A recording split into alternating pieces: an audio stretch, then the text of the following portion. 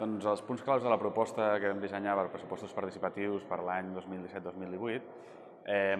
fonamentalment estan lligats a la voluntat que fos un procés realment transformador en pressupostos participatius, que connectés amb les corrents de fons comunitàries i de participació de la ciutat i, per tant, doncs això, vam voler assegurar que es podien fer processos,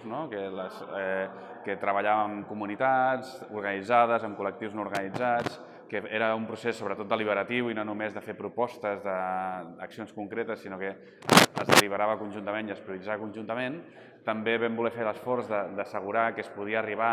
a grups de població que normalment no participen, adaptant les propostes, les metodologies, però també anant a buscar, donant protagonisme a aquests col·lectius i, finalment, també incidint bastant en la justícia social